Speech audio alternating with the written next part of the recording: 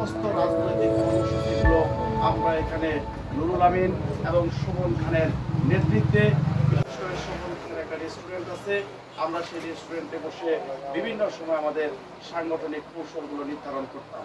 এটা সেই কেদারপুর ইউনিয়ন। সেই দুঃসময়ের স্মৃতিচারণ আজকে আমার করতে হয়, যেহেতু আমি কেদারপুরের মাটিতে এসেছি।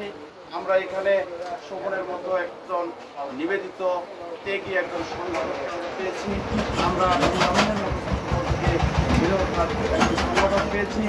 এমনকি হুমায়ুন লস্কর একটা দল পাগল ছেলে, ও তখন স্বেচ্ছাসেবক দলের সভাপতি হওয়ার আগেই, আহ্বায়ক হওয়ার আগেই হুমায়ুন লস্কর সকল আন্দোলন সংগ্রামে উপস্থিত থাকার চেষ্টা করেছে এবং উপস্থিত থেকেছে।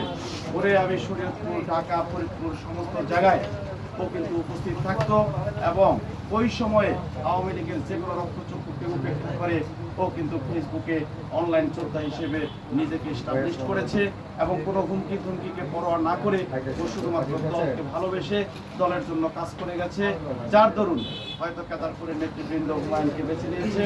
পাশাপাশি আমি দুঃখ প্রকাশ করছি এই জন্য এবং নির্যাতিত হয়েছে, দুঃখ প্রকাশ করছি এই জন্য যে হুমায়ুনের একটা কঠিন আক্রান্ত আমি টাইম টু টাইম খবর নিতে পারিনি, এই জন্য আমি ওর কাছে আন্তরিকভাবে ক্ষমা চেয়ে নিচ্ছি। পাশাপাশি ওর দ্রুত আরোগ্য আমি কামনা করছি মহান আল্লাহর দরবারে, যাতে করে হুমায়ুনকে আল্লাহ দ্রুত এবং সুন্দরভাবে আমাদের মাঝে উপস্থিত হওয়ার তৌফিক দেয়, সেই জন্য এর জন্য দোয়া করছি। এর পাশাপাশি শুধু একই কথাই বলতে চাই, জাতীয়তাবাদী স্বেচ্ছাসেবক দল আমরা 2022 সাল থেকে আমরা বিভিন্ন ইউনিয়নে ঘুরে ঘুরে এই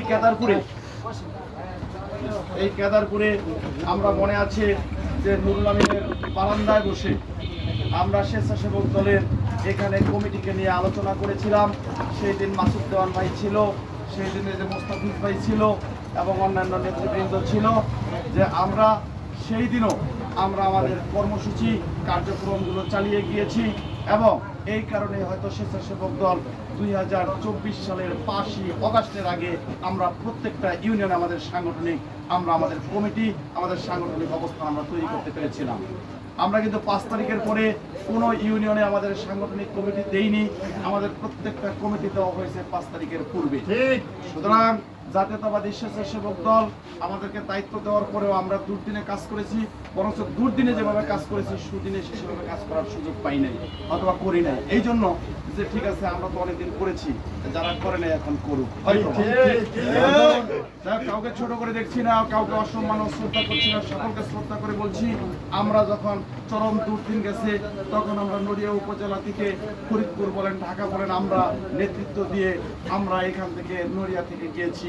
আমরা স্বেচ্ছাসেবক দলের নেতৃত্ব, তখন বিএনপির নেতাদের সাথেও আমাদের কমিউনিকেশন ছিল, যুব দলের নেতৃবৃন্দের সাথেও ছিল, ছাত্র দলের নেতৃবৃন্দের সাথেও ছিল, আমরা সম্মিলিতভাবে গেছি।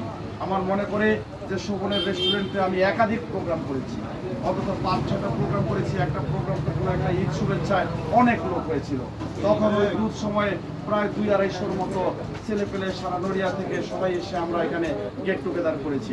যাই হোক, ধন্যবাদ শোভন এবং এখানকার যারা নেতৃবৃন্দ আছে এবং অন্যান্য নেতৃবৃন্দ যারা আছে, কাদের ভাই থেকে শুরু করে, মাসুদ ভাই থেকে শুরু করে, তারা ভাই থেকে শুরু করে, যারা আছে, হাসান ভাই থেকে শুরু করে, যারা নেতৃবৃন্দ আছে প্রত্যেকেই, অন্তত কেদারপুর থেকে আমি দেখেছি যে কোনো ইউনিয়নকে যদি ভাগ করা হইতো, কেদারপুর থেকে বেশি সংখ্যক লোক বিভিন্ন প্রোগ্রামে গিয়েছে 5 তারিখের পূর্বে।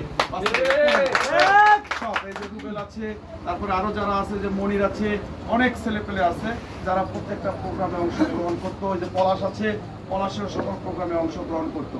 যাই হোক, আমার শুধু একটা কথাই, আমি শুধু স্বেচ্ছাসেবক দলের যারা আজকে নেতৃবৃন্দ এখানে আজকে নেতৃত্ব পেতে যাচ্ছেন তাদের উদ্দেশ্যে একটা কথা বলতে চাই।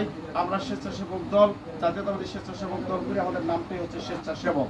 সুতরাং আমাদেরকে চাওয়া পাওয়ার কিছু নাই, আমরা দলকে ভালোবাসি, দলের জন্য কাজ করব, নেতার জন্য কাজ করব, তারেক জিয়ার জন্য, খালেদা জিয়ার জন্য, আমরা আলাসমান কিরণ ভাইয়ের জন্য গ্রামে গ্রামে গিয়ে, ঘরে ঘরে গিয়ে আমরা তাদের জন্য কাজ করব এবং আমাদের স্বেচ্ছাসেবক দলে আরো বেশি সংখ্যক কর্মীকে আমাদের এখানে মোবিলাইজ করে, আমাদের এখানে সমবেত করে আমরা একটি দুর্বার সংগঠনে রূপান্তরিত হব।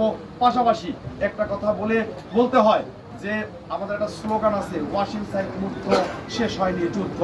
এখনো পর্যন্ত দেশ নিয়ে, তার নির্বাচন নিয়ে, তারেক জিয়াকে দেশে ফেরা নিয়ে অনেক ষড়যন্ত্র আছে, বিশেষ করে এই সকল ষড়যন্ত্র এখন করতেছে যাদেরকে নিয়ে আমরা জুলাই আন্দোলন করেছিলাম তারা, পাশাপাশি শেখ হাসিনার দোসর বা ওই ফেসিবাদের দোসররা কিন্তু আস্তে আস্তে সুসংগঠিত হচ্ছে। একজনে বলছিল হোয়াটসঅ্যাপ গ্রুপের মাধ্যমে।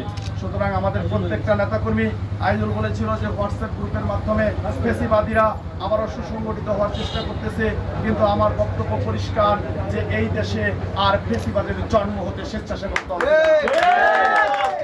ফেসিবাদী শক্তি এই নড়িয়ার মাটিতে ইনশাআল্লাহ যতক্ষণ পর্যন্ত স্বেচ্ছাসেবক দলের প্রতিটা নেতাকর্মীর শরীরে রক্ত আছে ততক্ষণ পর্যন্ত এই নড়িয়ার মাটিতে ওই ফেসিবাদী শক্তিকে দাঁড়াতে আমরা দেব না।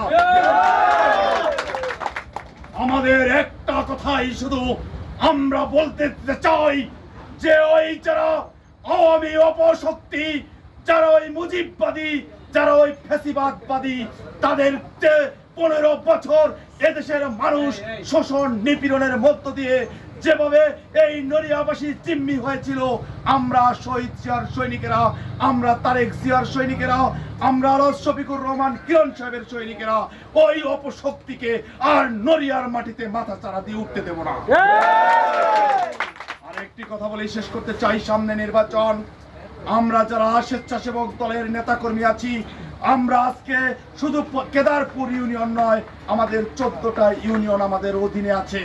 আমরা এই 14টা ইউনিয়নে আজকে আমরা এই স্বেচ্ছাসেবক দলের নেতা কর্মীদেরকে সাথে নিয়ে আমরা এই প্রতিজ্ঞা করতে চাই, যতক্ষণ পর্যন্ত 12ই ফেব্রুয়ারি যদি নির্বাচন হয়, আমরা 12ই ফেব্রুয়ারি পর্যন্ত আমরা আমাদের প্রিয় নেতা শরীয়তপুর 2 আসনের আমাদের মা মাটির মানুষের নেতা জননেতা জনাব আলহাজ শফিকুর রহমান কিরণ ভাইকে বিজয়ী না করা পর্যন্ত সর্বোচ্চ ভোটে, সর্বোচ্চ 90% ভোটে বিজয়ী করা না পর্যন্ত আমরা মাঠে থাকবো।